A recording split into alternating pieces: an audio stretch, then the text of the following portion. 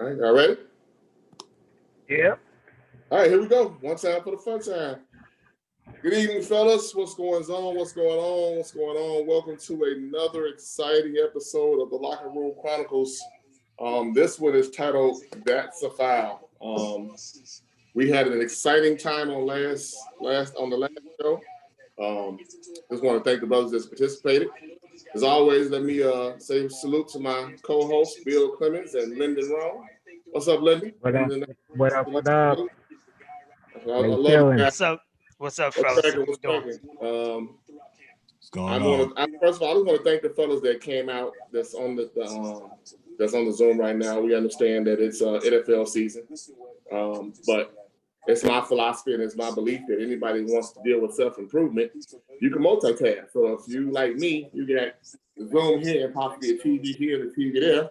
That way you can talk and still watch the game and see what's going on. So, yeah, I appreciate that. So today, fellas, I just want to do a self-check. Everybody good, man? Somebody give me two people to tell me something wonderful that happened to them on this week. Just two of y'all. Tell me something good, man. Something that you did to better yourself. A change you noticed that made you show that you're becoming a better man, doing what we call this king-ish, becoming a king in this deal.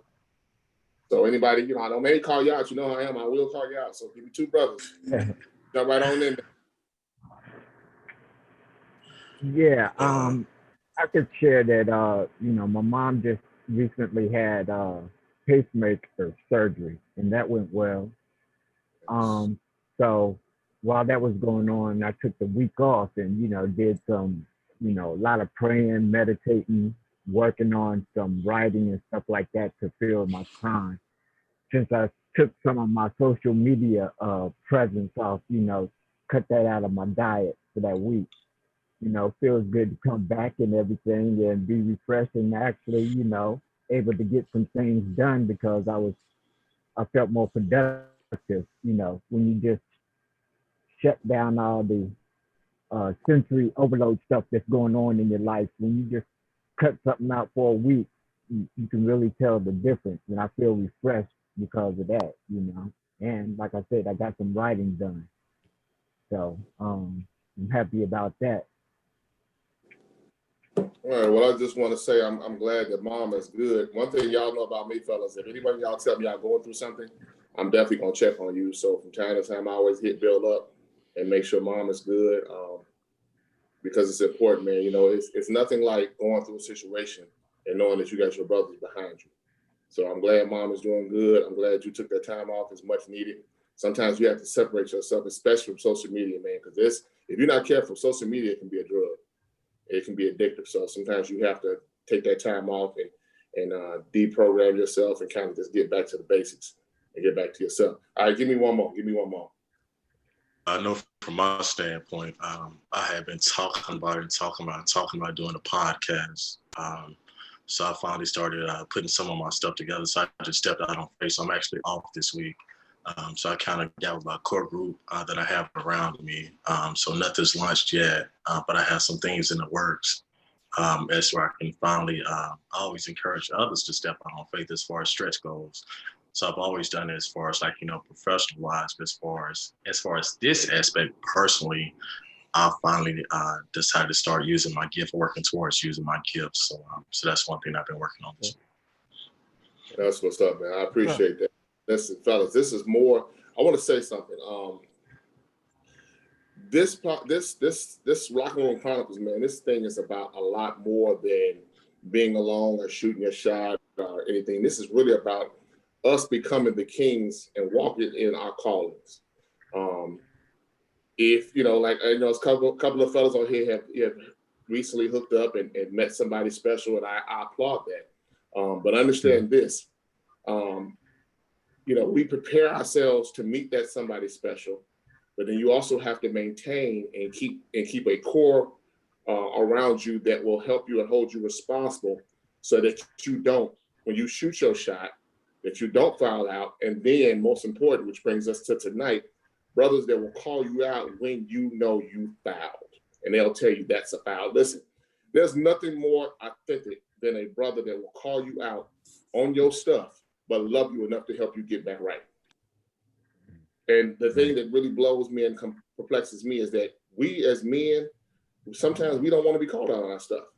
But if you got that one guy or those guys, and like I said, that core around you that will call you out on your stuff, that's what's important. And that's another one of the bases of us. We will call you out. Call me out, call Lyndon out, Bill out. Nobody's exempt. We all get called. If I'm foul, Bill will pull up. Hey man, bro, you know, and he talks to you about something that happened. Lyndon, I know Lyndon do it for sure. He definitely gonna he definitely gonna hit you and be like, bro, you know, that was foul. So, you know, that's important. So once again, I appreciate the brothers that came out tonight. Like I said, I'm not silly. I'm an NFL fan too, but here's my philosophy. If you're dedicated to this self-improvement thing, you're going to do what's necessary to multitask. So those that are out, I appreciate. Those that are coming in, those that are going to dip in and out, I appreciate you all. But tonight, this Love and Basketball series has been amazing. I don't know about y'all, man, but today I rewatched that third video. And when I tell you I was sitting there flabbergasted about those 5 fouls that he discussed, we're gonna discuss them tonight. So I don't know. I'm gonna do something a little different today. I'm gonna let Linda start us off, and kind of let me know what he got from it. But remember, fellas, the question I have before we start is the title is "That's a Foul." Do you know when you're being fouled? And when you're being fouled, do you have those core members around you that will call you out when you foul? And that's in relationship. Not only to a relationship, but in life for something that you're doing for yourself. Like, can you be allowed to be called out on your foolishness? Come on, let it bring it on. Let's go. Yeah. Hey, good evening, brothers. Can everybody hear me? Yeah, Roger, got you. Yeah. I really enjoyed the video. One of the things, I thought all the 5 points was, you know, just amazing that he hit on. But one of the things that really struck home to me, because I really identified to it in my current situation when I stepped out there and shot my shot. He said that anything he basically said anything that that's excellent requires time. Woo, yes. You know, and you know, I talk to a lot of people, and you know, there's a lot of talk on you know, like the 5 love languages and stuff like that. And I personally, that's my personal belief, I think that there needs to be a 6th love language called consistency. Come on, sir. You said that before. Because what happens is, I think that the same level of effort and due diligence that you have to get a person, you have to maintain them once you got them, you know? Right. And a lot of times you hear stories, okay, well, I got the person, so now let me just start pumping my brakes and slowing down and things of that nature, because some people can say, okay, well, you with me now, so where you gonna go? So, you know, I really, you know, took that, and I think that, you know, kind of just expanding on that, I think that as we as brothers, when we're trying to become better men, we have to be consistent. We have to put in the time. And definitely when, you know, for brothers out there that are looking to shoot their shot, you know, you just have to make sure that you put in the time to make sure those shots are consistent. So when you do get that special lady, you know, your skill sets are honed in because you've been consistent the whole time. So that's just my little take on it. So. Okay. You go ahead. Then I just had a question on some what you just said about the consistency piece of it. Like, you know, like, well, in your opinion, how much would you say of my thing on? Okay, you reference doing what it takes to get the woman, right? Yeah. Like, how much of that is a guy not putting out a representative just to get a woman, and then resorting back to who he really is, which is not who she got to know.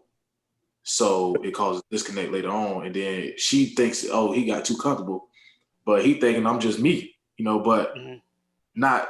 So the inconsistency, sometimes that comes from, you know, I think a guy just not being who he really is, like from jump, you know what I mean? Yeah. You're not gonna be able to maintain nothing that you ain't. Exactly. So let me respond to you in the Lyndon Rome fashion.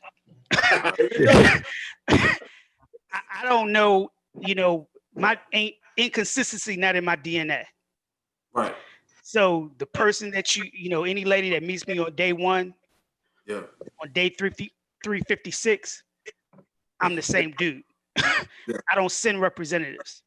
Right. When my current lady that stepped out there, when I stepped out there, I told her who I was, what I was about, and I also told her what I'm not willing to accept because I've been through so much pain. And I've kept it consistent with her the entire time, and I think that's why we're flourishing. And I tell the brothers, on this chat, she's brought some happiness in my life, and I'm planning going out there and getting that ring soon. So Woo! Okay. yeah. Wow. Oh, brother, that's strong. Yeah. I wasn't saying that. Just so I can set the record. I wasn't saying you. I just want to know your opinion on, No. I'm just saying. So let me say this. So you want to know my opinion? My opinion is you don't send representatives. Right. Of course. And that's just I wish I could come with a different analogy, but I can't relate to anything other than just being true to yourself. Right. Because at the end of the day, if you're not true to yourself, how can you be true to someone else anyway? So that's very true. I agree. I just wanted to. Let me tell on that, Julie. I want to say something about that. It was funny you said that. I don't know if you remember the analogy I gave on the last time we were together.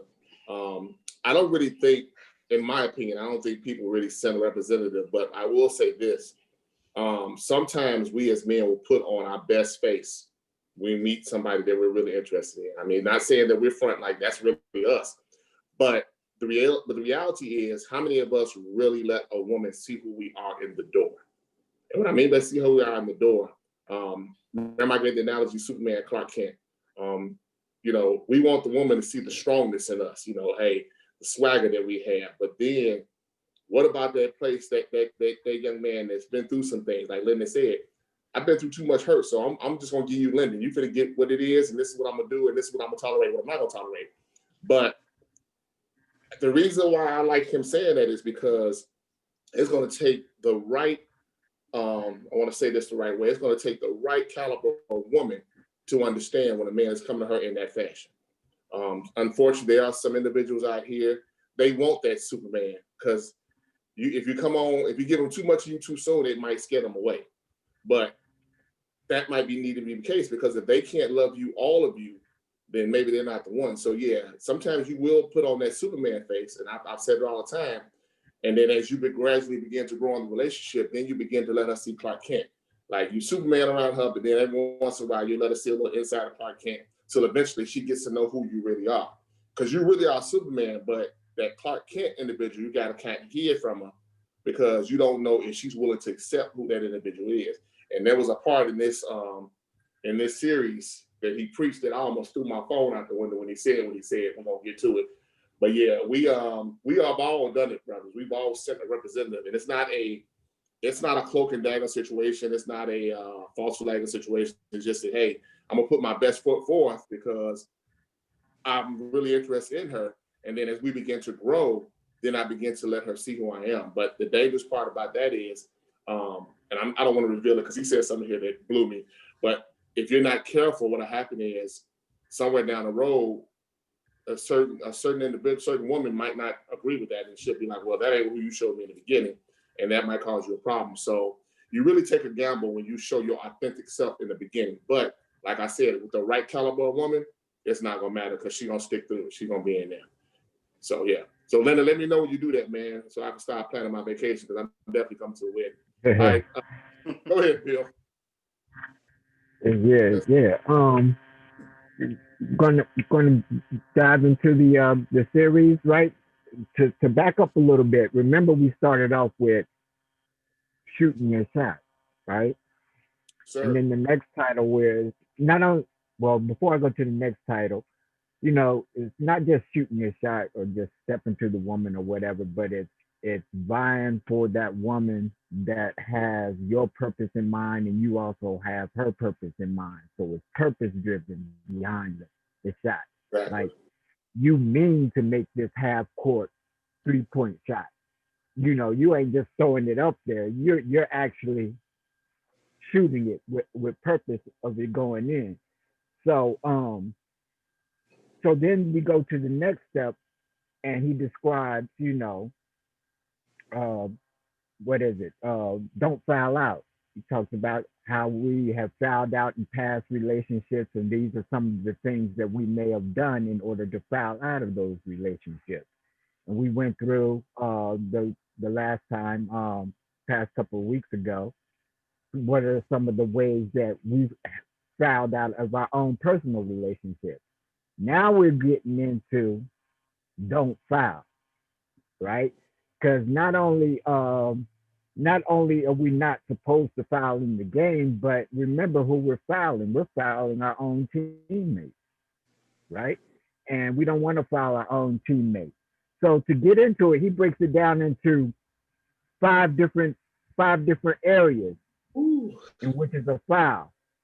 Sometimes we don't even, you know, we don't even know we're committing a foul, but steadily the whistle's being blown on us. And we looking around like, what I do, ref? And it don't matter how much we disagree with it. God, the referee, is looking at it and saying, and throwing the flag or blowing the whistle and calling the foul. And you might not understand some of these things, but the first one, he says that you may find out you're committing a foul against your partner is deprioritize, right? He broke it down into D's. And he said deprioritize. Anytime you deprioritize anything in your relationship, then you're committing a foul against your partner. Not only just against your partner, against yourself. So as we look at our past relationships and what we're going to do in the future with our future relationships in order to improve ourselves, we have to realize, along with what Lyndon said earlier, you know, it takes time and energy to be excellent at anything, right?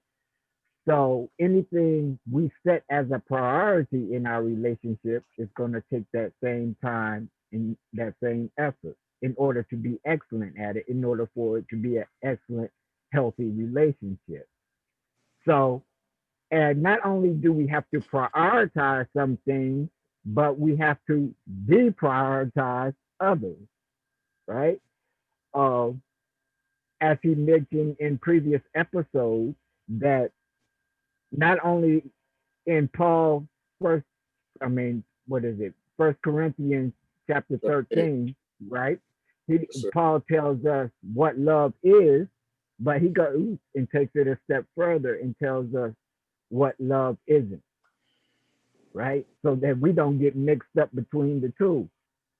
And when you apply that, he not only tells us what love is, so that tells us what we should be doing in our relationship, and he says what love isn't.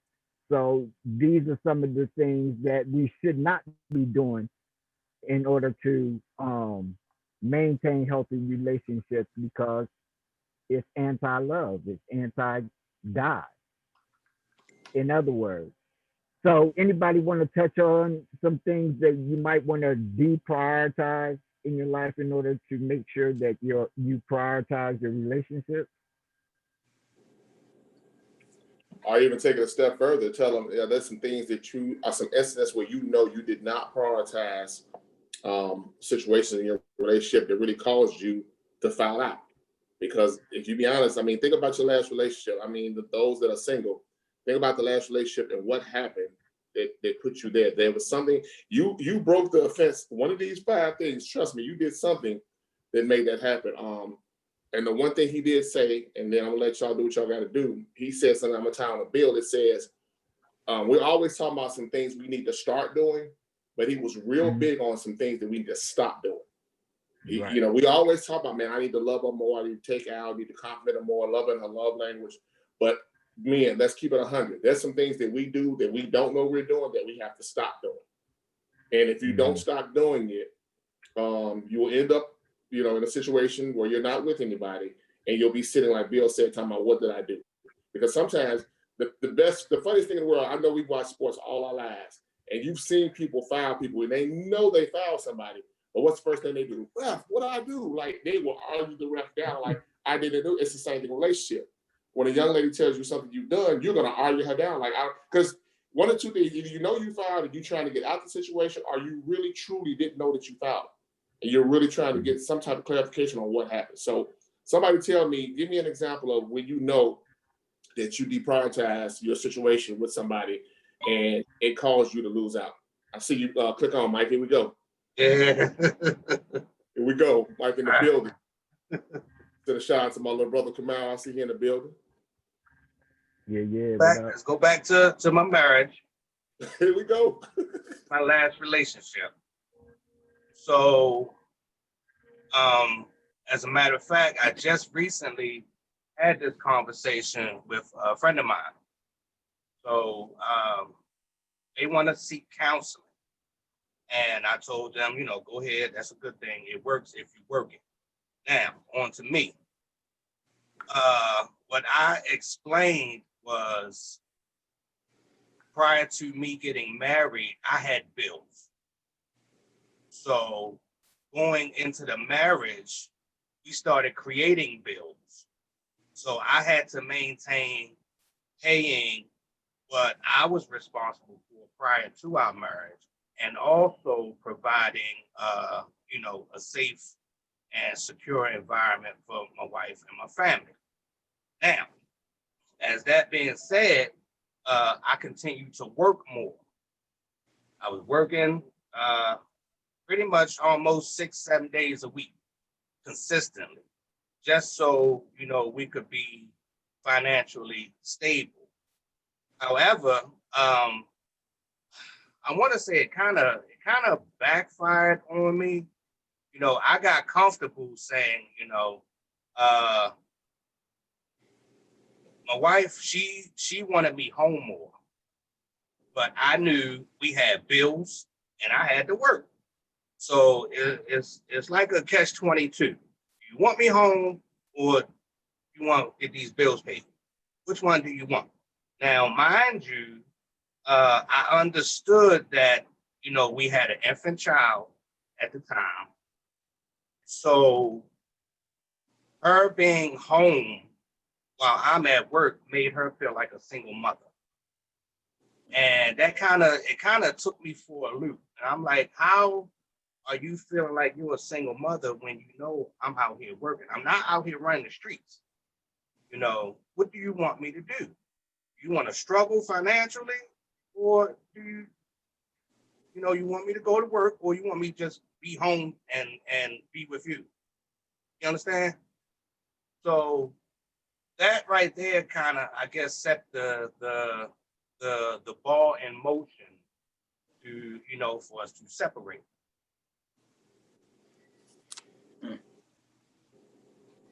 Yeah, I understand that. I definitely understand that. Sometimes, fellas, it's important for us to work hard and take, and pay the bills and provide for our families. But our presence is more important as well. Go ahead, I see you reaching. Mike, I never been married, man. I'm just asking you, man. You share if you want, man. Did y'all have that conversation before?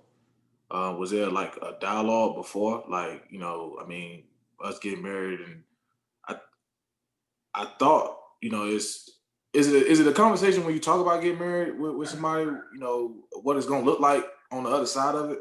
I don't know, man. It ain't never happened for me. That kind of conversation, but we had conversation. We knew what we were getting into. Right. And then years down the road, shit just changed. Things happen unexpectedly, and you got to learn how to shift.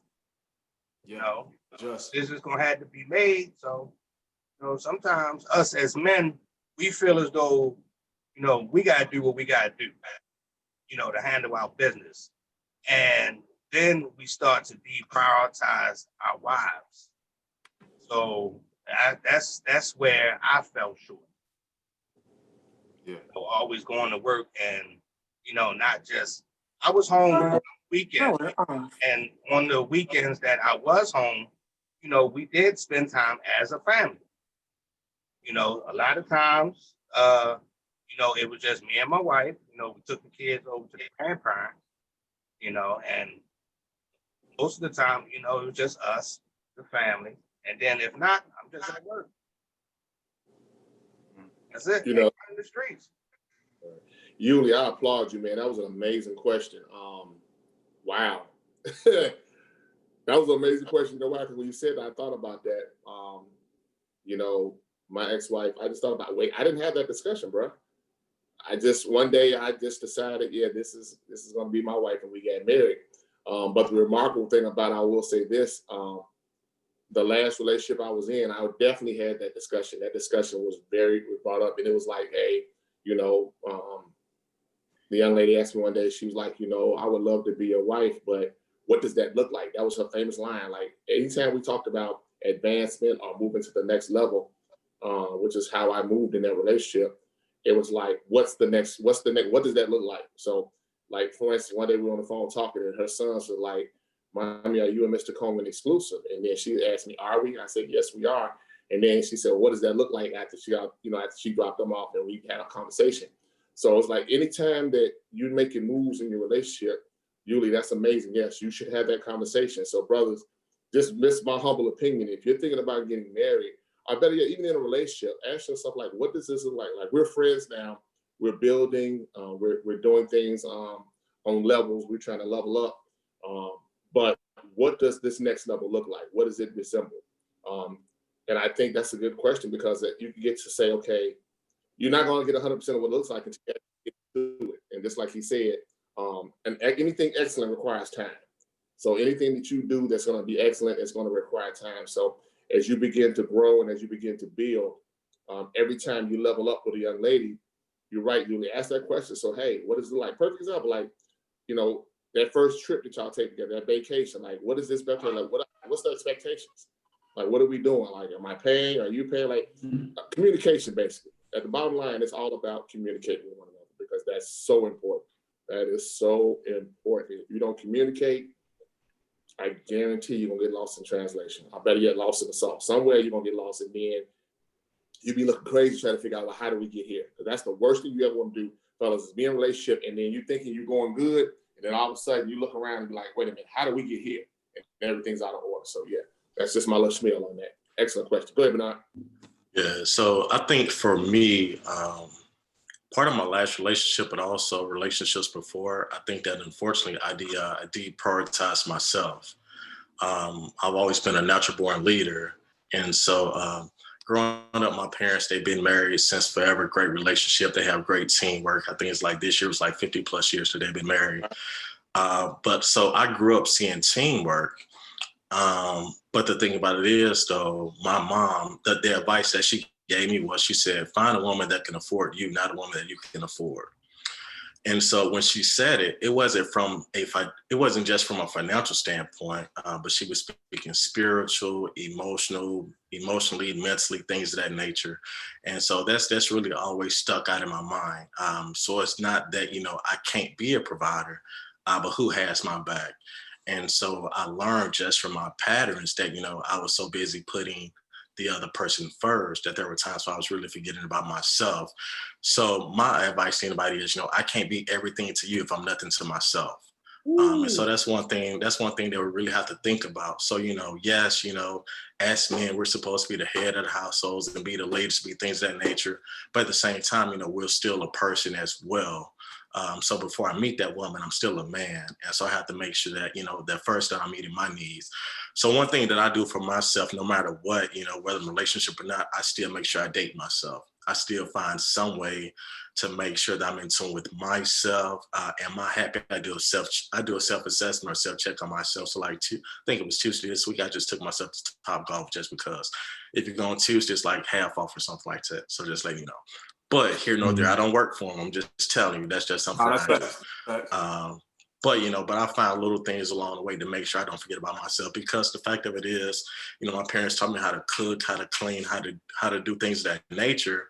And so for me, in some relationships, I've enabled poor behavior for my partner. So it's okay to have a weakness, but I shouldn't be your clutch on everything. Like you gotta meet somebody halfway. So, everybody's not gonna be 100% every day. I get it. But at the same time, though, you can't say, well, I'm not going to do this, I'm not going to do that, or whatever. So the last part, I know he had 5 points, but the biggest thing he said to me was, are you willing to grow? No matter how good you look, no matter how much money you have, no matter none of that, are you willing to grow? And so another one of my saying is we need to be surrounded with more people that are filled with miracle grow than Roundup. Don't let anybody kill your spirit. Don't let anybody beat you down. Each of us, everybody deserves to be happy. Each of us, whether you're a man or woman, everybody deserves God's best. That's how I look at it. Point blank, period. Whatever that is for you, that's between you and God. But whether you're a man, whether you're a woman, you deserve God's best. And so that's a personal conversation at first you got to have with him. So I can't make you happy. I can compliment and add on to what you have going on. But first, I have to be in tune with me. So for me, I'm a little bit different now as to where I know what I bring to the table. But for me, I don't look at it as a table. I look at, okay, I'm looking for peace. Not a piece of the world because I have money, cool, whatever. I can go wherever, I can do whatever. I don't care about that. End of the day, everybody should be able to go home. And if you're my partner, I should always be able to go home. And that's what he was talking about to me. Like, a man's supposed to leave the house, or a woman's supposed to leave the house and clean to your mate, clean to your husband, clean to your wife. And so even I've been in relationships, like for the holidays, my parents like, what are you doing? I'm coming home to see you. No, go see your girlfriend. I'm like, but y'all, they like, look, me and your dad, we got each other. We good. So yeah, we love you. We would love to see you, but you got a girlfriend, right? Yeah, okay, so go see her. I'm like, okay, so they will already teach me at an early age, okay, clean from us, we good, yes, we love you, yes, we want to see you, yes, you still have your key and come on anytime you want to, but you have a partner. And if that's your future, then you need to spend time with your future. We're still here as your parents. So that's just pretty much, my advice. Good advice, bro. That's strong. No, listen, I ain't heard from my little brother in a while. I don't know why he's so quiet. That ain't like him. He's been real quiet lately. Hey, come on. What's up, little bro? Not much, guys. Can you hear me? Yes, sir. Yeah. Well, I think one of the things that I learned from my marriage, not so much from my past relationships, but that I didn't, I always say that, I always take, responsibility for my part of why my marriage ended, right? There are a lot of things I wish I could take back. I think the one of the primary things is I don't think I made enough time for my wife. Even, and this goes into what like Michael was saying, when our daughter was born, like I was all about my daughter, man. Like I was all about my daughter, taking walks with her, like around the neighborhood, going to the parks with her. And I think one of the reasons that my marriage suffered from that was because I wasn't dating my wife as much as I needed to, right? And I never really took heart to what she was asking me about, like, why can't we just go on dates? I would want to go with all three of us, right? But and that was kind of like how I preferred it. But I think, by me not listening to what she was asking, right? She just wanted to rebuild the connection that, inevitably you lose when you have a child, right? I mean, that's just how it is. Life goes crazy when you have a kid, and, everything happens. And, when everything's not about the baby, everything's about keeping the house afloat or keeping the home afloat, right? So, I would say, yeah, for me, when I get married again, that's one of the things that I'll just make sure that I kind of keep close to heart. You got to make sure that you, make time for your wife, make time for the woman in your life, and always remember kind of like what got you to where you're at, and just always foster that connection, because it's hard, man. It's hard. But if you can do that, I think if I can do that, I think that'll I think it'll just aid for a better partnership. Yeah, and not only that, you said something, Kamal, that you said make time for your wife and everything like that, and that's understandable. But I think what Dr. Darius talking about was even going a step further. We talking about level up, right? He's saying not only make time for your wife, but prioritize your wife. And I think that's what I meant to say. Make that a priority, right? Right. And it was one of the things that my sister mentioned to me, like after our divorce, right, was that when she asked me was I in love with my ex-wife, I was like, yeah, we make a great partnership. We make a great partnership. We make a great partnership. I was prioritizing. You know what I mean? You get it, right? You know what I'm saying? Yes. And I said that unconsciously, but in her, in her mind, it was automatically like a thing like, oh, wow. It's not because you're in love with her or, this, that, and the third. You guys make a great partnership. I was prioritizing the partnership, right? Mm-hmm. And not the companionship, the kinship, mm-hmm. You know what I mean? And so that's what I try to do with all of my future relationships, right? I mean, ideally, we all want partners. We all want to build. Lyndon, I know you've talked about that a lot. Like, what are you going to do to benefit my life? And I agree with that totally. But to take it a step further, right? I want to make sure that, and I didn't do this before. I'll be honest with you, I didn't do this before. Focus less on the partnership. I mean, it's got to be, it's got to be there, right? But really focus on fostering the companionship, the kinship, with your wife, because that, I'm not going to say it supersedes everything, but when you're going through tough shit, and you're not just looking at her as a partner, but like, this is my companion, not just in, building the house, but this is my companion for life, right? When you look at it that way, I think it kind of helps bridge the gap with, a lot of the big differences that you eventually have in your marriage. Mm-hmm. Kamal, you said something that was, I guess, I don't know, Mike started this, so I'm just going to go ahead and roll with it. Fellas, for you fellas that have not been married, listen to me very closely. I'm going to give you a little piece of advice. When you're in a relationship, there's a song out, R&B song called Put That Woman First. So it's like we do all the things we need to get that woman. We whine, dash, we show our swag and everything. But then we get comfortable once we get her. Understand this, just like you need to groom yourself, that's like, for instance, for us to have beards, like we worked hard to grow our beards, but you do know once you get your beard, now you got to condition it. You got to make sure it's straight, go to the barbershop, get it lined up. You got to do all that. Because if you don't, eventually it's going to get out of control. Same thing relationship, man. You can't, I'm not going to speak to the women, but I'm talking to the brothers tonight. You can't get comfortable, brother. I don't care how much she says she loves you. I don't care. I mean, you always have to be on your toes. Because like my other little brother said, man, he's probably working right now. He said, it's always somebody trying to slide that DM. There's always somebody trying to holler. And you got to make sure that if you put her first, she's going to put you first. In other words, we know if we're married, you want to make sure you don't marry somebody that's going to cheat on you or somebody that has wandering eyes. I understand that.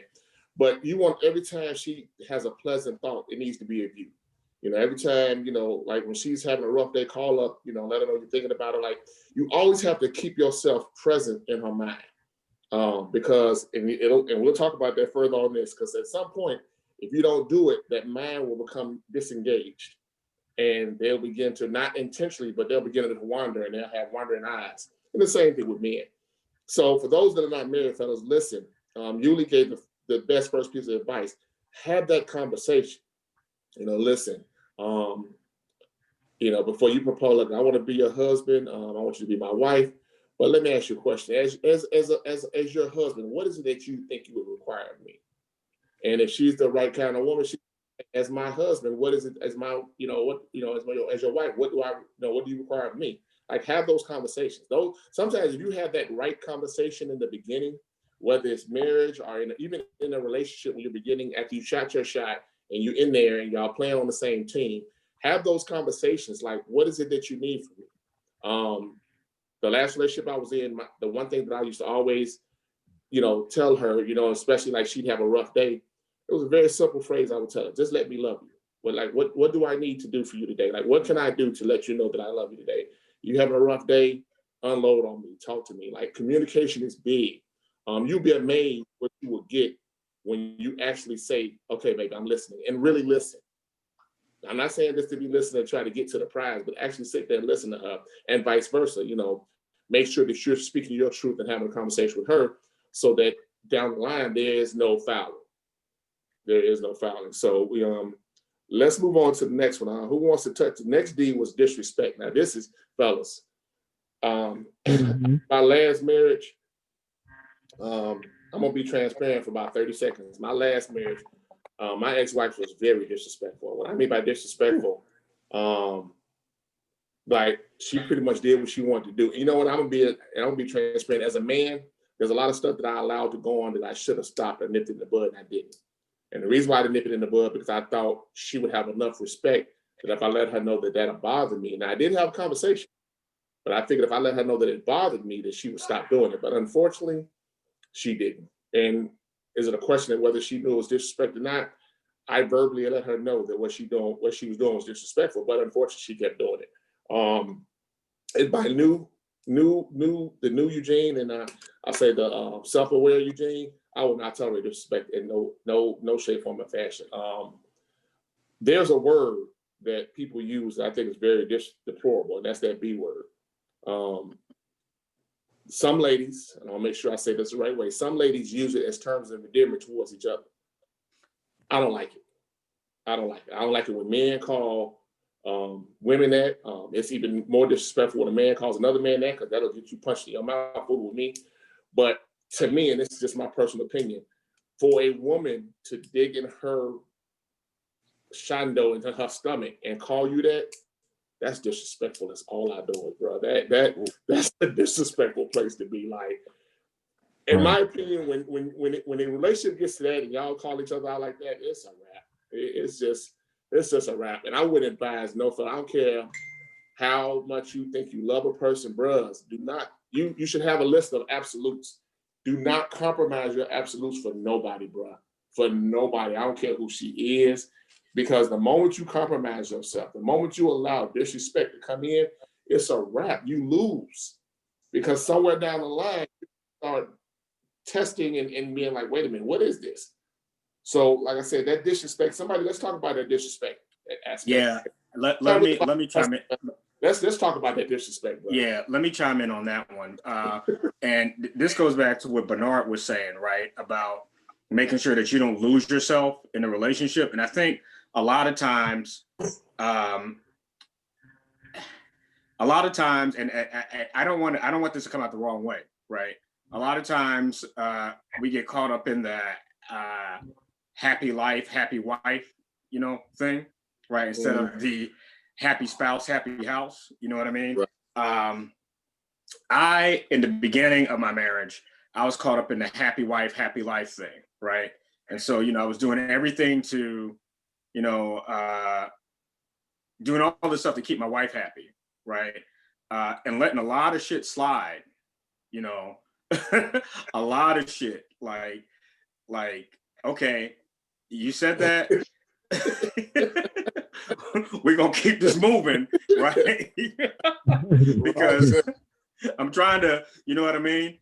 But, going back to what you were saying, Gene, I feel like you got to set those absolutes, right? And it's not I don't think it's a thing where it needs to be,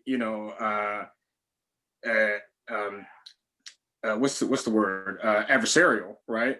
but you got to set those absolutes, man. And you know what Bernard said is key. Don't lose yourself, right? And a lot of times, men and women, we both do it, right? You lose yourself so much in a relationship that you allow these what you thought were non-negotiables to kind of slip. But if you keep to that, I think you get away from, hopefully, and I've seen this with my relationships after my marriage. If you kind of keep that, you can kind of still keep things disrespectful. I mean, you can still keep things respectful, right?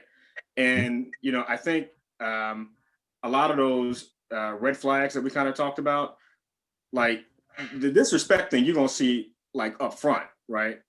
And so I think like in the future when you see it, you just can't let it ride. That's like a non-negotiable, right? But I think the biggest non-negotiable, I would say for me, and I would recommend to other guys, who haven't been married, don't lose yourself, man. Don't lose yourself, because if you lose yourself, then subconsciously that woman's going to lose respect for you.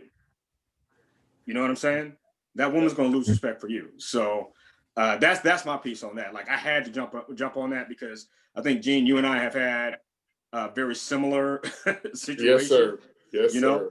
So that's my take on that one. Okay. And Bernard, I appreciate what he said too, man. Fellas, I want y'all to commit that to memory.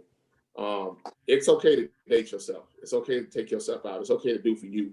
The thing I did after I separated from my wife before we got our divorce is on my off day, I have 2 off days. On my first off day, I would take myself out to breakfast faithfully.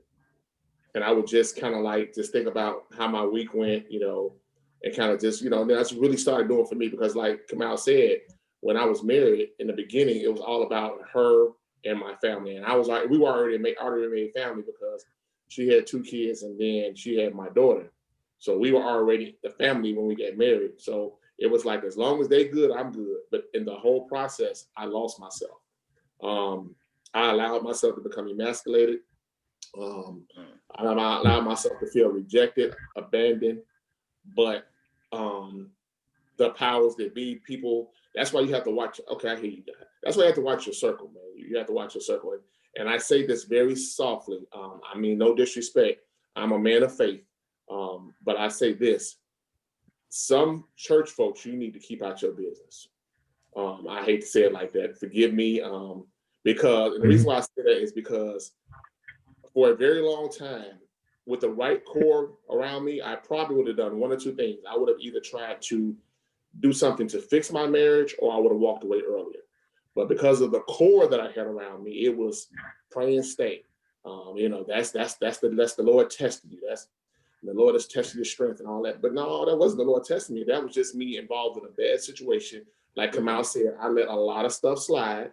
Oh my God. Like, I thank my ex-wife for the lesson she taught me, because I declare from heaven, I am not about to deal with any of the foolishness that I dealt with in my marriage. I'm not. And honestly, I just don't believe with the self-awareness that I have now, I will see those red flags. Because fellas, listen, Kamal said something powerful. I want y'all to listen to me. Y'all need to stop looking at that Coke bottle shape and start looking at what's really going on behind the doors.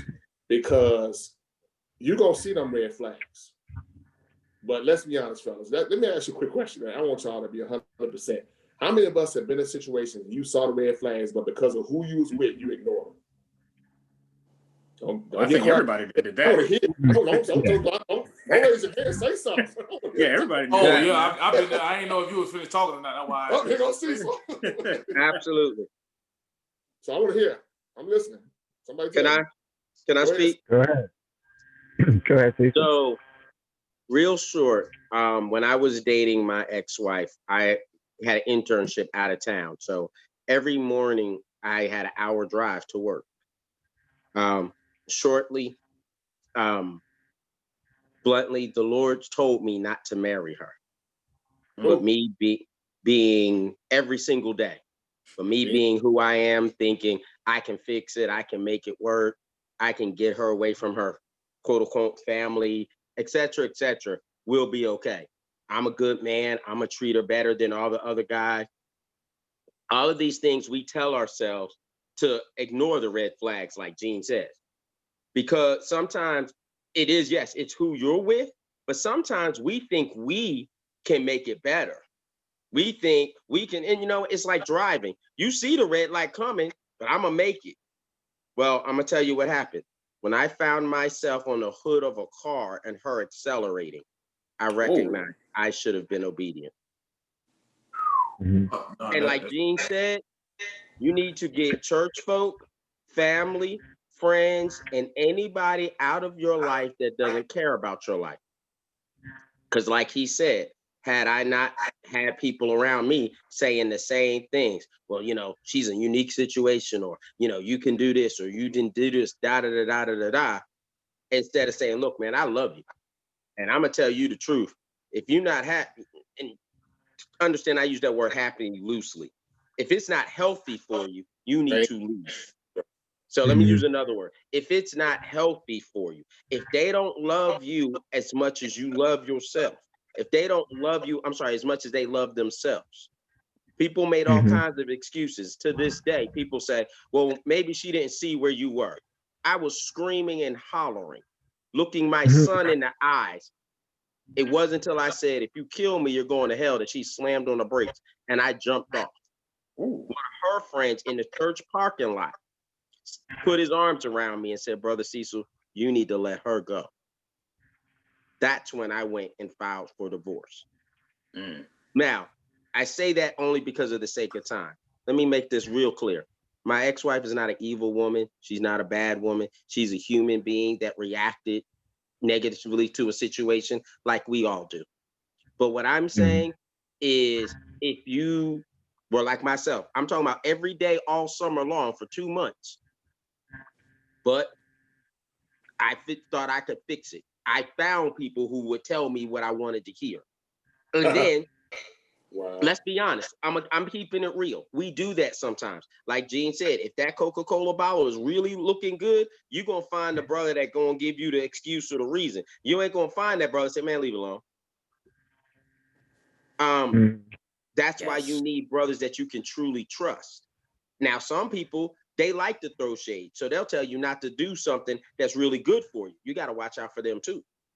Exactly. But just a little testimony from me, brothers, it's not worth your life. Anything could have happened. Brakes could have went out, slipped, anything.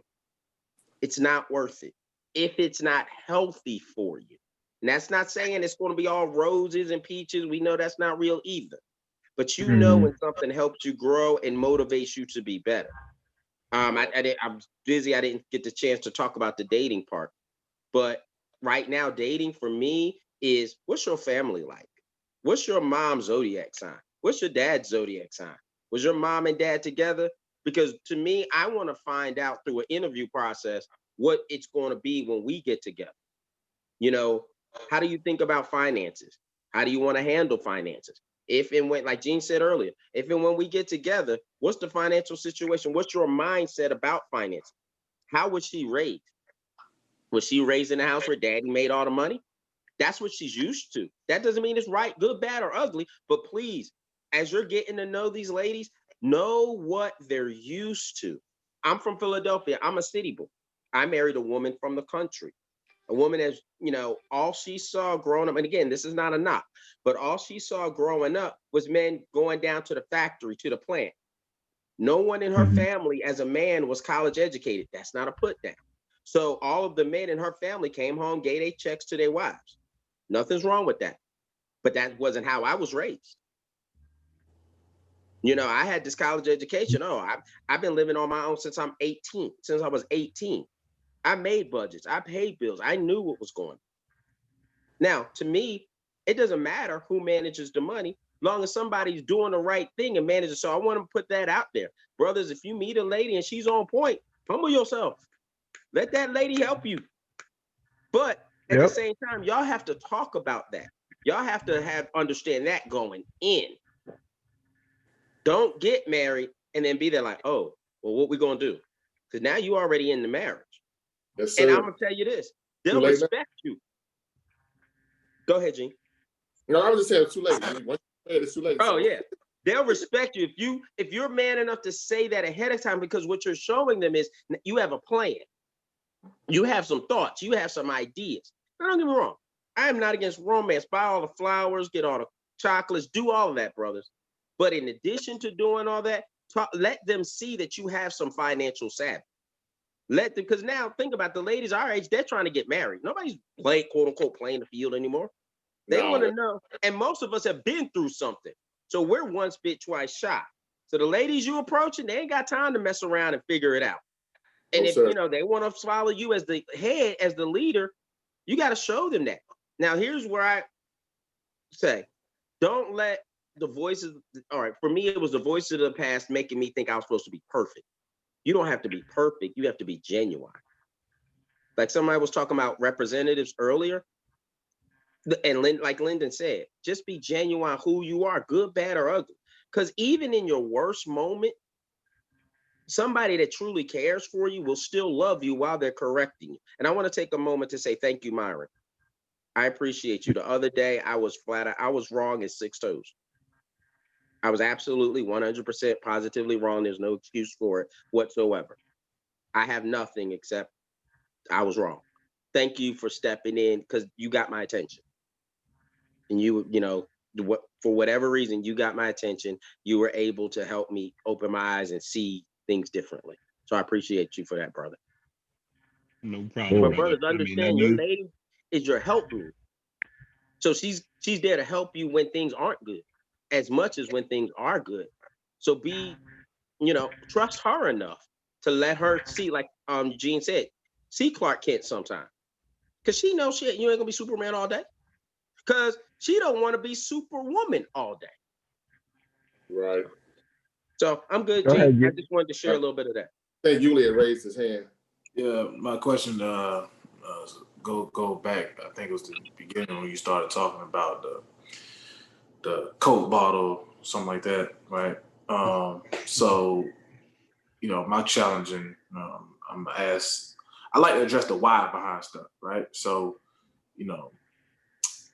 in terms of that, gentlemen, if y'all been in that space, why y'all felt like it was necessary to create excuses for said person when you saw the red flags? Is it because you genuinely felt like you couldn't do no better, like from an attraction standpoint? Like, it's a situation where a lot of times, we physical beings as men, right? Like, because we see it's like a hunt, eat, kill, right? So, you go after somebody, you feel like you outkick the coverage, right? And it's like you'll have more patience with her just because she fine.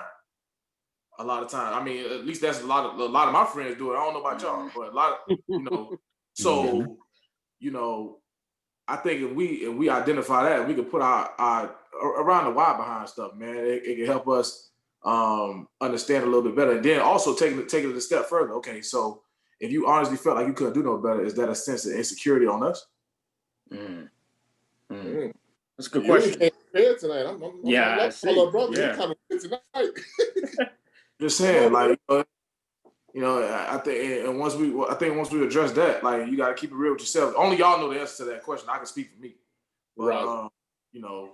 Yeah, let's dig into that. From Ulysses, it's a situation where I honestly felt like I was like, bro, she probably the finest one I'd have had, bro. So I'm gonna go ahead and hang in here. We gonna go ahead. We gonna let that one go. You know what I'm saying? Is that we gonna go ahead and Don't take that L. Yeah. It was like, all right. Well, I think a lot of times, really, that it really depends on your investment in the relationship, right? Like if it's at the beginning stages of the relationship and you see all that stuff going on, you have your non-negotiables and stuff like that. There's things that you might speak up on that that you're not going to tolerate. Then go ahead and do it, whether it sees a 10 in your eyes or not. But somebody else that you might have invested some time and some effort, and been through some stuff together, maybe even had a child and all that other stuff, that all weighs and depends on whether or not you just are willing to just go ahead and let that go and focus on yourself and get into some other different type of relationship. But that also leads us into this next point that's called disengagement, right? His third point was disengagement. So when that type of stuff that goes on, Yuli, you might feel some type of way about that, but like, all right, I'll take that. In the back of your mind, you're like, because I can't do no better right now. But wait till I find somebody better. You start disengaging. You might not disengage fully where it's noticeable, but you start doing some of the other fouls that we're calling fouls. That's a foul, deprioritizing. You might start deprioritizing what she wants to do, or deprioritizing your relationship, how much time y'all spend with each other, stuff like that, or hang out with the fellas a little bit more. You start disengaging from that relationship in little ways that you might not even notice at first. And then you see somebody else. Now, here's how the enemy works. The enemy knows what you need and what you're searching for or what you're longing, right, in your relationship, right? So then all of a sudden, you ain't getting, I don't want to be as shallow as saying as much sex as you. Let's think of something different. Like you're not getting something that's not feeding your love language from her, right? That person that you pass by in the mall all of a sudden shows you something, and it actually touches that love language, and that catches your eye, that catches your attention. Then the next thing you know, you're doing stuff that you know that you shouldn't be doing because you've disengaged from your relationship now. You're not prioritizing your woman anymore. Now you're going to be disrespectful and start talking to this other woman because she fulfills that need that you're missing. And it compounds itself. That's a foul. That's another foul. Now you got 3 fouls. You got to sit your behind down because the coach got to pull you out the game. Exactly. You all over the place. You wilding out. Go ahead. Yeah. So for me, few years ago, I was engaged to be married. But I woke up on a Saturday, and I had to tell my fiance at the time that I wasn't happy, that things just weren't working out. And so my thing is, I didn't have anybody else. I didn't have anybody waiting. I didn't have anybody on the side or whatever. I knew that just because she was good to me didn't mean that she was good for me. And it wasn't that she was a bad person. And, just that the fact that we didn't work and I wasn't happy. So my thing is, it's not always somebody else, but you can't forget about yourself. And whenever you're in a situation where you're forgetting about yourself, it's nothing wrong with making sacrifices and compromising. But when you forget about who you are altogether and you're not happy, then that's a problem, And so there's always a pressure from a woman's standpoint. Yeah, girl, find you a man that could do this and do that, and he got this, got that. And that's great. Congratulations, whatever they want, that's good for them. But what about you? Like, you can't be an effective leader if you're not happy with who you are, where you're trying to go. Definitely. And so in that case, I didn't bash her. And to this day, we might check on each other every now and then, but it's nothing funny or nothing like that. But the fact that if you're honest with yourself, that's key. But then be honest with the other person, then you'll always have that respect. And it doesn't mean that you have to keep in touch. I'm not saying you have to keep in touch because I have some I don't keep in touch with, because that's not my purpose in life. Like my car goes in reverse for a few seconds, So for me, I don't go backwards. I go forward, But it does. So for me, I don't bash anybody, because it was a relationship. So I don't use this platform or any platform to bash anybody, but at the same time, I know that I wasn't happy. And because I wasn't happy, I had to save myself. I had to realize, you know what, this isn't going to work for me. Can I do this for the rest of my life? And I knew that that wasn't a commitment that I was willing to make. Now she's bad now, look good. And that's congratulations now, because she is fine and she still is fine. But just because you're good to me doesn't mean that you're good for me. And to me, marriage is a lifelong commitment. I can replace money. I maybe can't replace time, but I can replace money. I can replace a house. I can replace a car. I can replace all of that. But I can't replace me, and I can't replace time. And I feel like at first, before I commit to somebody else, first I owe it to myself to make sure that I'm true to me. So for me, you know, that's my core belief. You know, like for me, and I tell folks, really, I need to be the third person that a woman loves. Is how I look at it. First, I need her to love God. Then I need her to love herself. And if she can love God and herself, I know she can love me, but I feel like she has to be able to master those two first. If she can master her own relationship with God, because I can't go to heaven or hell for her. If she's happy with who she is, because I can't make her happy, I can compliment and add too. But if she can get those two, then we good. And then we can build and grow and work on anything else. But she has to be content and be solid on those first two. So for me, if I'm not happy, I'm sorry. If I'm not happy, I walk away respectfully, like, look, baby, I ain't happy. Or if I tell anybody, if you're not happy, I understand. Like, you know, I had a breakup. I won't say when, you know, let's just say I had a breakup. I didn't like how it went down, but guess what? I didn't bash the person because that's still somebody's daughter.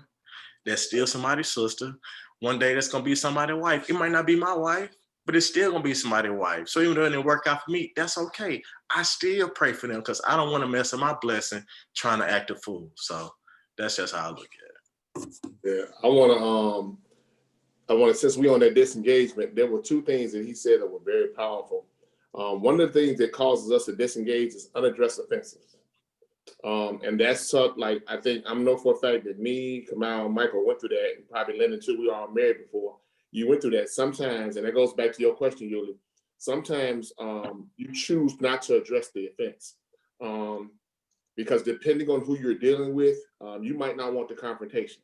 Sometimes we as men say, you know what, do I really want to have this conversation tonight? Do I really want to address this issue? Because it might, now watch this, it might unearth another issue, which will lead into another issue, which will lead to another issue. And then eventually you're like, oh my God, like I mentioned this one thing, and now this whole plethora of things have come out, and now it's causing a problem. So I would advise you, fellas, this is my famous line, I say it all the time. I appreciate those uncomfortable conversations. And the reason why I say I appreciate them, because if a woman truly loves you and you love her, you can have that conversation. It might be uncomfortable, but at the end of that conversation, if you've dealt with the offense, and y'all are able to really get into it and deal with it and move on, that's a beautiful thing. Then the second thing he said, and this is what, and both of these things happened to me, and this is why I'm not married today. First thing was unaddressed offense. A lot of stuff I let slide. And the second was an unwillingness to improve. There have been times I tried to have a conversation with my ex-wife, and I'm a communicator, so I definitely told her about the things she was doing that I did not appreciate. And I actually even told her what I needed her to do to possibly improve it. But unfortunately, she didn't do it. And it seemed like the more I had the conversation, the worse it got. So at some point, I began to disengage because it's like, and one thing he said that's powerful, most fellas, and it goes both ways for the women and for the men, most of the time you mentally check out before you physically remove yourself. And here's the scary part. When you mentally check out of a situation, but you're still physically there, you're doing yourself a disservice. You're doing yourself a great disservice because you end up becoming a prisoner in your situation. It's unhealthy. Everything from that point becomes obligatory. You're not really doing it from your heart. You kind of coexisting. You're paying bills. And you're kind of functioning. I don't want to function. My dad told me something a long time ago, and I didn't understand what he meant, but I get it now. My father always told me, son, don't love who you love who love you. When he first told me that, I didn't understand that to save my life. I didn't. And basically what that meant for me, it might mean something different for y'all. What it meant for me is you might love a woman like for real. But if that woman don't love you like you love her, you gotta let her go, because you're being a disservice to yourself. But when you can find that woman that loves you and loves you as much as you love her, that's a beautiful thing. Y'all can be a team. So, like I said, most of the times when you're in a situation, disengagement is very, I put a star by that one, because out of the 5 things, that was the craziest thing. Because you always, men, now watch this, the ladies probably right to pull out their pen and paper. A real man, we don't cheat. But I will say this much. When we disengage, that's when the enemy knows, like Bill said, the enemy knows what we like. So when you begin to disengage and you don't deal with the offenses, then the enemy, that gives the enemy the power, in a marriage, I'm talking about a marriage now, gives the enemy the power to send what you like in the auspices of, I'm gonna give him what he needs, but the reality is it's a trick. It's a trick from the enemy. Because any woman that will do that knowing that you're married is out of order. Let's just be real. Let's call it what it is. It'd be out of order. So I got you. So when that disengagement comes, that's when men, we started, like he said, that's when your mind starts to wonder. And it's not like you intentionally go out to do anything wrong, but if you not get what you need at home, eventually the devil gonna send you what he think you want, and you're going to engage because you're already disengaged over here. So he'll send you what you think you want, and you'll engage, and then next thing you know, you're in trouble. Go ahead, you. In terms of loving who love you, in essence, is that settling? No, that's not settling. Why would you want to be in a relationship with somebody that don't love you, bro? No, well, I'm just saying, like, sometimes, you know, you could have somebody who check all the boxes, but you don't like them like that. You know what I'm saying? But they love the hell out of you, though. I understand what you're saying. You know, so it would make sense to be in that situation, but you know you don't feel that way for said person. So you don't want to do them a disservice or yourself and be miserable in that space. So you don't do that, right? So then you go out and you hunt for, you know, like, okay, I'm gonna go get what I like. But then when that don't match, it's kind of confusing. I don't know, it's kind of like, to me it's confusing because it's like, it confused me too, but basically what it's saying is there's gonna come a time when you're gonna meet that one that you mesh with. Right. Y'all got the same values, same purpose, and y'all mesh. She's gonna love you like you want to be loved, and you're gonna love her like you want to be loved. I agree with you. Dude, it confused me for years because I didn't understand what it meant. But then one day I met somebody and I knew exactly what my father was talking about. Okay. It clicked. It all made sense because this individual let me know that they cared about me and that they loved me. And I loved them. And it was kind of like, you know, everything was going smooth. But even in that instance, things can still go left. Because I always say, sometimes you can do all the right things and still not get it right. I mean, y'all could both, like, I'm talking about y'all both, y'all love each other, y'all can't, but it's something, there's unaddressed offense. It's something there. It might not be something you did. Now watch this. It might be something from our past. So fellas, when you out here in these situations, like, and then I always says, make sure you're good. Make sure you're healthy, because sometimes you might think you're ready and you get involved in these relationships and you have an unaddressed offense of yourself that you haven't dealt with. And that will cause that young lady to disengage herself from you, not because she doesn't love you, but she sees that there's something in you that you haven't dealt with. Mm-hmm. So yeah, I understand, bro. When my dad told me that, I scratched my head for 20 years because I did not understand what he meant by that. My dad told me the same thing. I mean, so we got here we go. So how do you still don't understand that, do you? I mean, yeah, it just feel like something, like just thinking about the situation that I've been in. You know what I'm saying? And like, you know, on one kid, like I said, you got girl A who she checked all about, like she's super dope, but you just don't feel that it for her, so you can't bring yourself to. And then you care about her, so you don't want to do nobody dirty. You know what I'm saying? Or right. You know, so and then on the other side you got girl B, like, oh yeah, I'm into this, I like her a lot or whatever like that, but she just don't feel the same. So it's like, I mean, of course I'm not finna stay where I'm not wanted, but at the same time I'm not finna settle either. So what's the mid? You know what I'm saying? So what is the answer? That's really what I be coming up with. Yeah, that's right. That's the answer. The answer really though is. Go ahead, Myron. The answer really though is find the complementary piece. You know what I mean? You want to be in a situation where you complement each other. You build her up in the parts that she needs, and she builds you up in the parts that you need. Typically entering into a relationship, we as men, we put forward, well, I know for me, I'll put it that way. We put forward the things that we can bring to the relationship first. We put that forward, and we put out our energy to show her, hey, this is what I can bring to it. And I know for me, sometimes I have a tendency to not look at the reverse also, sometimes until it's too late. Sometimes, you see what you want to see, you see how you can fit together, you see how the pieces fit, and, you're putting out all your energy out, but you kind of get lost in not seeing what is being returned. Right. So, for me, it's just seeing the complementary pieces and, looking at the situation, the advice that, Dean says, and if others, if you look at the two situations and see which one kind of brings the most pain, most of the times it's going to be the situation where you're pouring out to the person and they're not loving you back. Yes. It's just telling you to sit down and look at what's important. Look at what's important. The most important, well, one of the most important things is how that person looks at you and how that person treats you and how that person deals with you, irregardless of, even how you feel about them.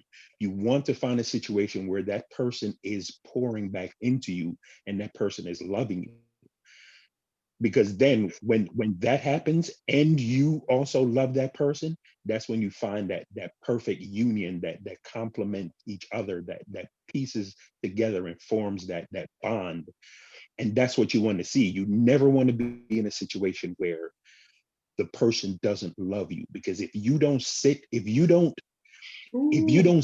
and take stock of that, you will continue in that forever, because you will never realize, because the person, they're getting everything. So they're never going to be like, hey, what's going on? They're just going to keep accepting it. And until you realize, and until you sit down and say, hey, wait a second, I'm not getting anything out of this. That's the only time that it's going to change. So that particular situation is something that you want to look out for every time, because you're the only one that's going to notice that. You're the only one that's going to put a stop to that, because that person, if you don't, that person will ride that out and take advantage of you for as long as they can. Yeah, you're right. You're right. Yeah. Go ahead, Bill. I was going to say, and maybe not even know they're taking advantage of you. They just feel like, it's a part of your relationship. And then when you finally get fed up to that point where you're like, oh no, all that calling brothers niggas, what? I done called you a nigga for 3 years. Yeah, but it always made me feel uncomfortable. Now you starting to say that word nigga too many times, and I don't want to hear the word nigga no more. Then all of a sudden you come off foul because you never said anything to begin with, and they didn't know that they were offending you. They were just always playing around and joking around with you. So it's important that, like Myron said, we let those aspects be known in the beginning, so there is no confusion. Because sometimes it goes into our next point. These is really flowing. It gets into dismissiveness, right? We start getting real dismissive with each other, and that's a foul. When we start saying, you know what, I don't feel, I know sometimes I slip up and be like, hey, what up, my nigga? I understand I do that, or talk slang, or even maybe during a rap song, I might say it. But when we come to dealing with each other and talking to each other, I don't feel comfortable with you using that word, right? If that person does not work to improve that, right? They dismiss whatever it is that that you're showing a concern for, or they just don't hear you or don't understand it means that much to you, or whatever the case may be. That dismissiveness is a foul. And you're like, she may be like, ho, wait up, what I do? Why you blow the whistle on me? It's because, you fouled me. I let you know something that concerns me. Now you're not even trying to address the issue. So if you're not trying to address the issue, then how much do you really love something that you ain't even trying to, trying to please or try to keep happy, or try not to have that person be discomforted in any type of way, So that dismissiveness, we always have to be mindful of us being dismissive towards our partner's needs, as well as, that give and take where our partner needs to pay attention to some of our needs also. Hey, fellas, have you noticed a flow in these fouls? It's 5 of them. And we know what happens. Actually had 6. We know what happens after that 5th foul. And let's talk about the 5th foul. Deception. There's so many things I could say about this, but the one thing that he said that we've talked about this time and time again, fellas, it goes back to like Linda said, I think Myra said, Bernard said, we send representatives. Why do we, I'm trying to figure out how I can say this. When you talk about deception, it's not really necessarily about cheating or doing something with somebody else. Deception is, for instance, how many fellas can say they've been in situations that they were able to really be their authentic self without being afraid of your insecurities being demonized? We had this conversation probably about 3 shows ago, and Kamal made a powerful statement. He said, you take our weakness as a weaponizer. So the question is, if we are authentic selves with the person that we're interested in, why can't we give them all of our intimacy? And he broke that word intimacy down. He said, into me, you can't see, because there's certain parts of me that I'm not going to show you, because I'm afraid that you will demonize what I'm showing you. So are we saying that we showing our authentic selves? Are we, fellas? Because if we are, then that means we're putting ourselves out there and we're making ourselves vulnerable. Because you do know, when you really love somebody, fellas, you do know that you're supposed to be vulnerable at that point. When you truly love a woman, that's when you like, okay, you're basically saying, when you give a woman your heart and say, you know what, baby, we're going to ride or die.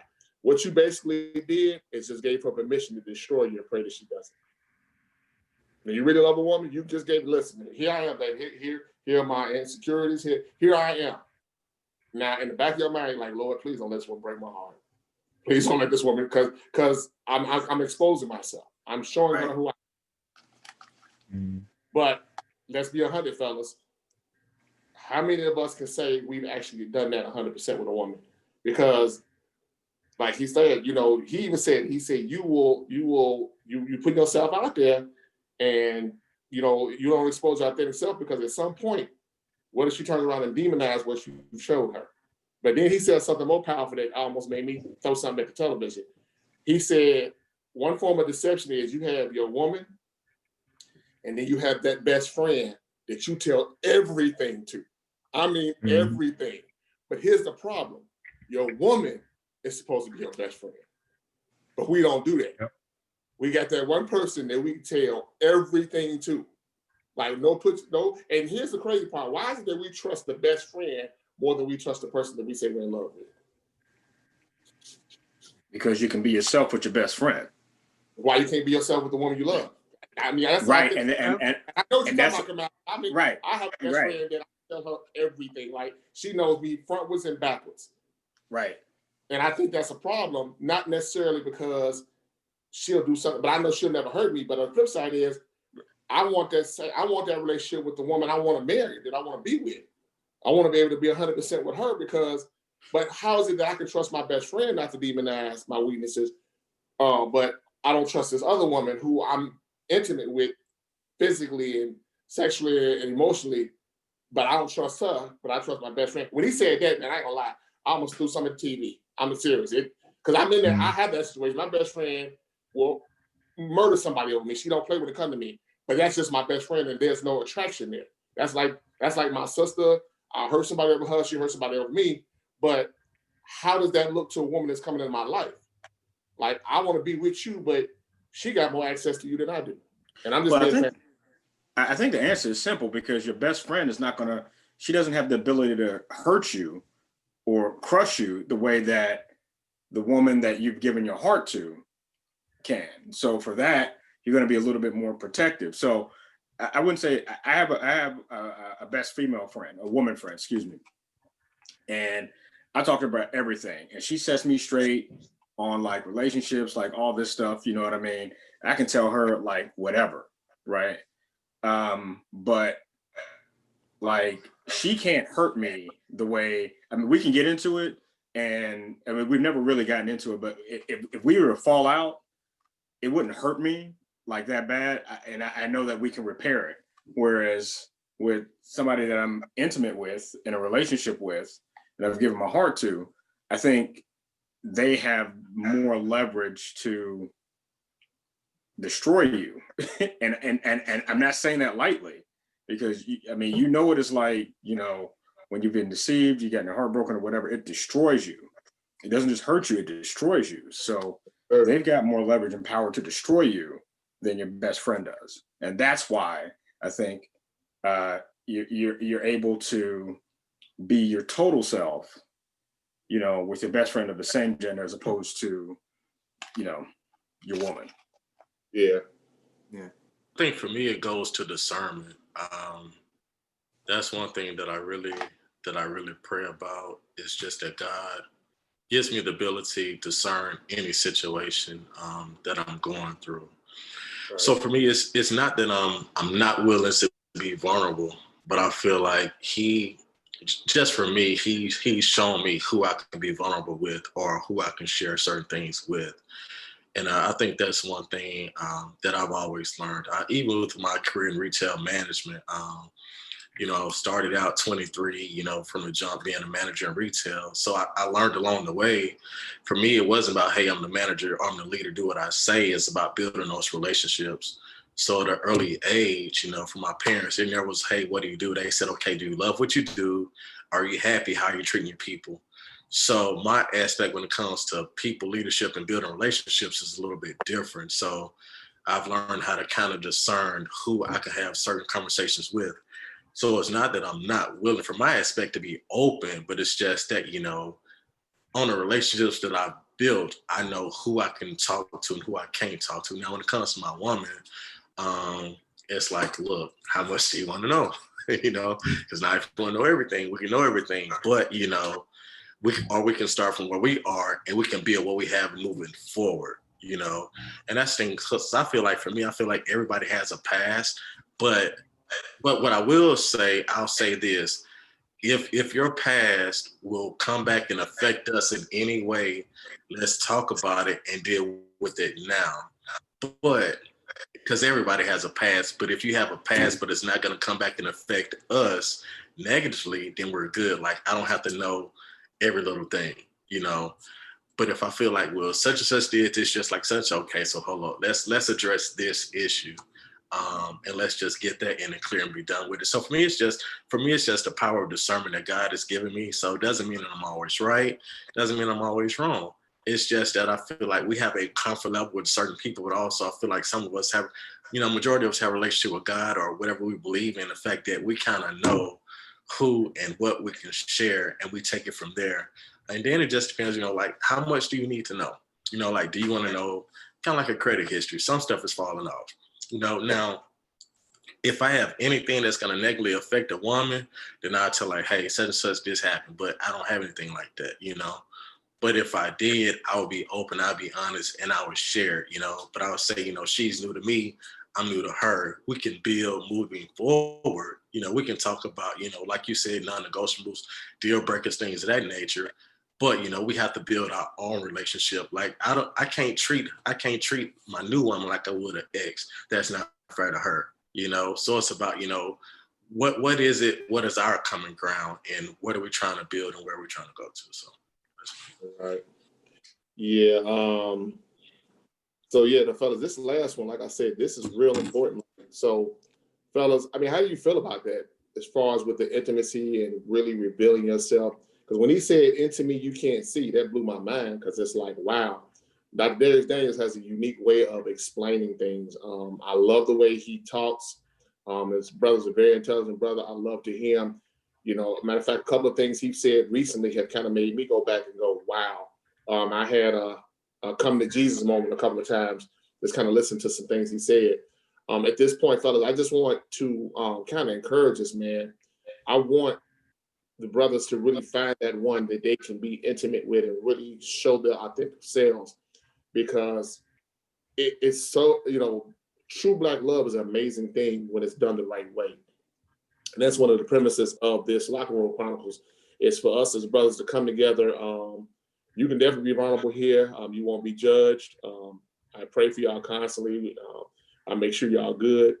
So at the end of the day, man, like, I want us to be healthy, and I want us, like Bernard said, have that discernment, man. Like, we really, look past what you see and recognize what you saw. I'm gonna say it again: look past what you see and recognize what you saw.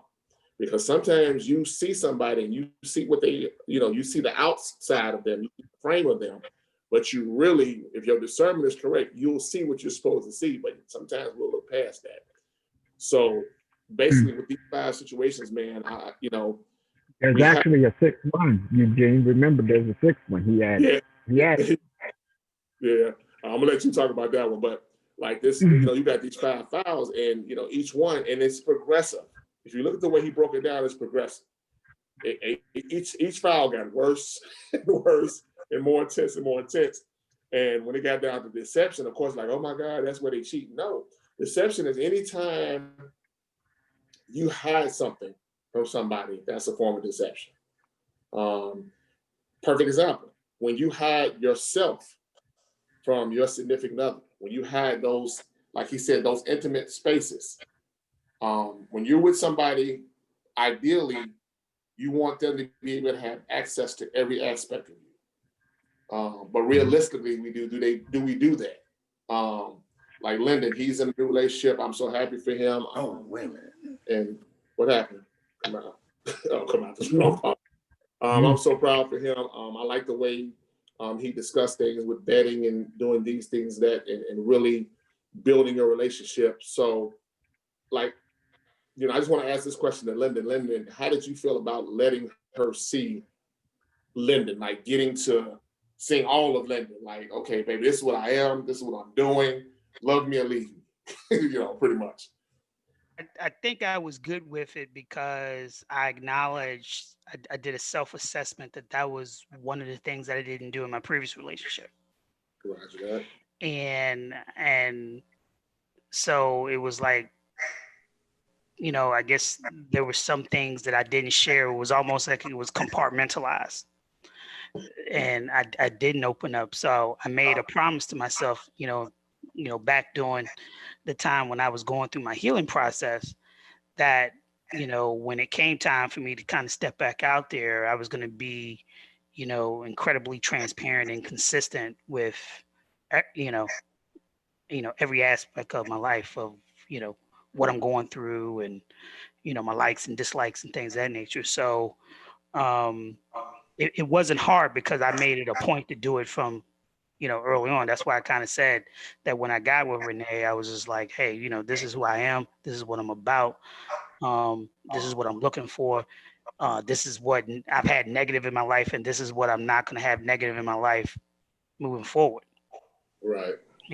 So I hope I answered your question. So yeah, you did. Yeah, And, and that's the amazing thing, man, that, that I'm glad you were able to find somebody that really was able to deal with that. But here's the one thing: as you were talking, I could hear the Spirit saying, when you are your authentic self, you weed out a lot of foolishness. When you're really your authentic self and really, let show you do you and show who you are and your truth, man, let me tell you something I've learned. Speaking my truth has been so invigorating, man. Even you have to speak your truth, even when it's, even when it kind of makes, because here's what you do. When you speak your truth, you ain't got to go back and fix it. Yeah. Yeah. You don't have to go back and fix it. Exactly. And from the time, like last month, I was divorced 7 years. Okay. And, I've always been a very straight, forward type person. So as I started to get out there, I would meet a lot of ladies and they would say, well, they want a man who's this, they want a man who embodies integrity. But when that man is a man and he truly steps up and tells you who he is and he embodies integrity and honesty, there's a lot of folks that say that they want that, but guess what? They can't swallow it when it gets served up. So yeah, boy, that's a little strong. A little strong with it. Yeah. So that's true. So fellas, let me just encourage you, man. Be your authentic self. Don't be, let me say this the right way.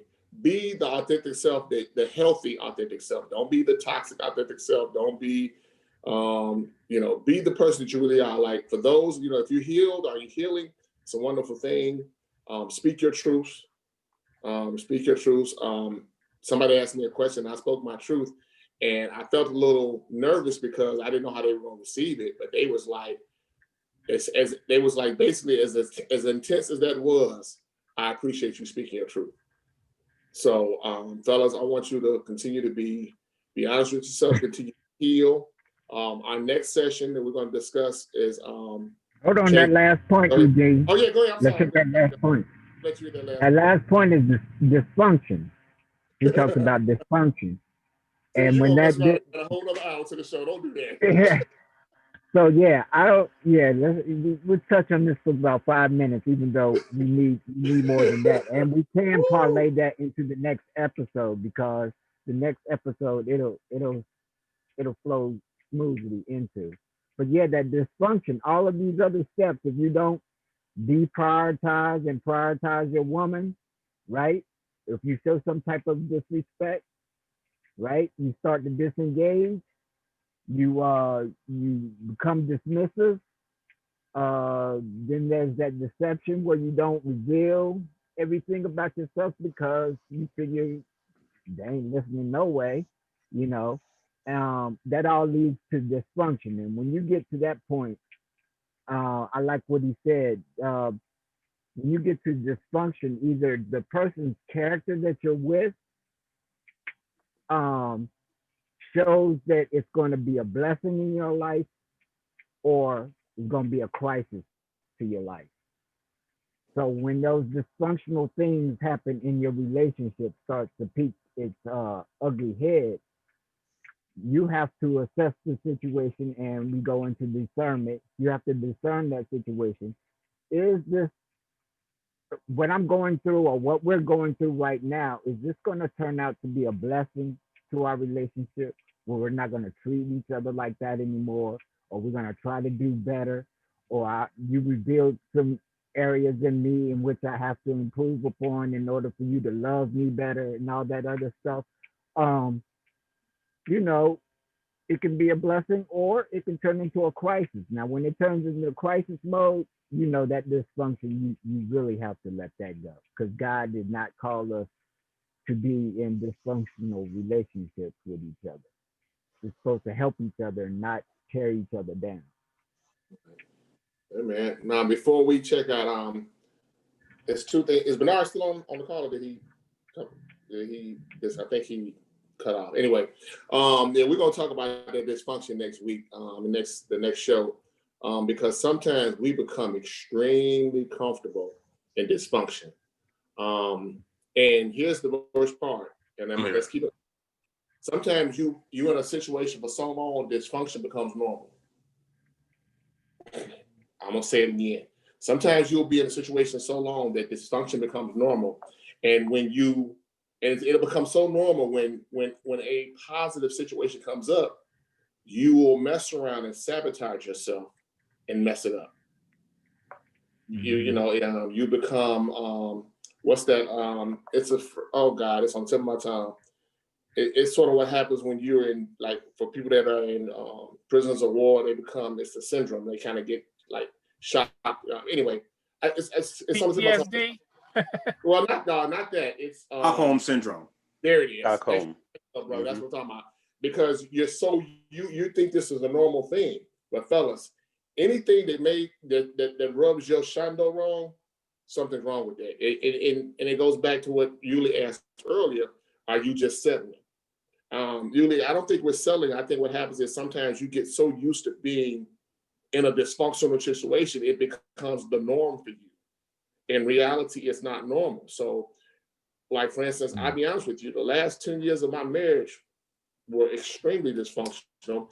And even though I disengaged myself, I kind of just coexisted. And you're right, Yuli, I settled. Not that I didn't think I couldn't get anything better, but because I was a husband, I had children. I didn't want to be the weekend dad. I didn't want to be the go ask your daddy. I didn't want to be what I call the gym shoe dad. I didn't want to be any of that. So I dealt with the dysfunction, hoping that it would change if I presented myself a certain way. But it seems like the more that I tried to be normal, the worse the situation got. And then one day, I never forget, I looked in the mirror and did not like what I saw. Yeah, I didn't like what I saw at all. Gary, I'm gonna let you say a quick point, and then I'm gonna do something different tonight. Bernard, if you don't mind, I want you to pray us out of here. And I'm just going with Lord. Couple things. I want to say something real quick before we go out. Hey, go first, Byron, then I'll let you go, and then Bernard's gonna pray us out. All right, couple things. First of all, if you're living in dysfunction and you're accepting it, you aren't healed. Because that's you. That is you. I got to tell you, 2 marriages, I can tell you, both of them ended in dysfunction that I could have recognized before I got into it. But certainly once you're in it and you accept it, yeah, it's you. You got to fix you. The other thing is, I just want to say, you guys can just consider me the Uncle Charlie, because I'm the baby boomer in here. So a lot of stuff that you guys talk about, I've been through it. So anytime that I can add perspective, I'll speak up. Yeah, that's We it. appreciate that. We definitely appreciate that. Yeah, most definitely. We know. We building each other up. All right, go ahead, Myra, and then we're gonna let Bernard close us out. All right. I just wanted to say, Cecil, bruh, I appreciate you. I appreciate you, and I appreciate you understanding what happened. And I'm putting this out there for everybody too. We're all brothers in here. We all care about each other, and we should all be looking out for each other's back. Most definitely. So if we see something that's kind of out of character from a brother, then we can talk about it to each other and be able to hold each other accountable. And I appreciate you for realizing that I wasn't trying to single you out or I wasn't trying to call you out, but you're my brother and I care about you. And I want to see, I want to see the best happen. And I saw that wasn't you. And so, I said something about it. So I hope we all watch each other's back, hold each other accountable, and understand that we have love for each other. We're all brothers, and we need to look out for each other and make sure that everybody gets the best outcome that we can. Word. All right. Before Bernard prays us out of here, I just want to say one thing, fellas. I truly appreciate you. We know this is NFL season, and those of you that showed up, man, I applaud you. I applaud you. I appreciate you. Now, I'm just being realistic, man. Me and Bill had a conversation earlier, and my exact words were here too. Those that really come through, those are the ones that are supposed to be here. Not saying that the ones that didn't come are not, but it's all about what you want to do, man. If you want to, my famous line is CPR, consistent persistence breaks resistance. So in order for us to become healthier, sometimes you got to sacrifice. And then if you can multitask, you can be on the Zoom and have your TV to the side and still watch the game and do whatever you need to do. But I just want to tell you, man, the core brothers that are here, these are the core brothers that consistently show up. I truly appreciate you. I don't know how we got here. I was asked to be a co-host one day. me and Bill clicked immediately. Then Lyndon came on board, and man, and then we got our 6-man Kevin Williams. He's on night shift now. That's why he's not here. I want to let y'all know he is upset, but he got to make that coin. He got to chase that bag. So he's on third shift now. That's the only reason why he's not on. But I just want to tell you, Bill, I appreciate you. Lyndon, I appreciate you. My little brother Kamal, you know how I feel about you, bro. That's my little brother. Yuli, I appreciate, like Yuli, you brought it today, bro. I appreciate your youthfulness. You really brought it. That's on our toes today, so I appreciate you for that. Mike, you my guy. Myron, you know how we get out. So Bernard, I'm just doing what the Lord told me to do. He told me to ask you to pray us out. So if you could do that, I appreciate you. Yes, sir. No problem. Heavenly Father, before we ask you for anything, we first want to just take the time to say thank you. We want to thank you for watching over Bill's family, and also we want to thank you for the testimony from Lyndon as far as his relationship and how he's going to move forward in his life. But also, I just want to take the time just to thank you for this group. I've never experienced a group like this other than outside of my Sunday school group at church. So God, I just want to thank you for men that are going to challenge me personally and professionally to grow, but also how we're going to challenge each other to grow, but also challenge each other and hold each other accountable, because that's what it's all about. God, whenever I need you, whenever I need to go to the well, whenever I feel like my well is running dry, I always run to the book of Job. Each of us, regarding the book of Job, we face some form of adversity. We've had some things taken away. Sometimes we've even had people taken away from us. But we know that according to your word in the book of Job, because of his faith, God, you restored everything tenfold that Job ever lost. So I pray right now that whatever it is that we need, that you give us all restoration, whether it be at home, whether it be in our heart, be in our mind, be on our job, wherever it might be. And not only for us, God, but I also want to pray restoration for the women that are in the group as well. Because that we know it's not just about us, God, it's all about teamwork. And tonight we opened up as well. But also we know that in order for us to be the head, we've also got to have the body. And the head is nothing without the body. And yes, we're supposed to lead, God, but also we need our helpmate as well. So not only give us the leadership ability, God, but also help us to listen. Help us to ask the right questions. Help us to understand. Help us say, if our spouse, if our partner has a better idea, God, humble us enough to let us know to go with that idea, God, for we don't have to be right. We just want the situation to be right. And as long as the situation is right and it's your will, then everything will turn out the way it should be, God. So no matter what, we pray that your will be done, not mine, not any guys on here, not any women, God, but we want your will to be done. For we know that if it's your will, and if you bless whatever our situation might be, we won't have to worry. It doesn't mean that we won't face hard times. It doesn't mean that trouble won't come. But at the end of the day, you will hide us beneath your wings and you'll carry us where we need to go. So in all these blessings we pray, amen. Amen. Amen. Appreciate you, Good brothers. job, brother. Salute. Love you guys. Amen. And we'll see y'all in 2 weeks. All right. Yes, You need sir. hit in my box. You know Good I'm at. job, brother. All right, y'all. 100. Yeah.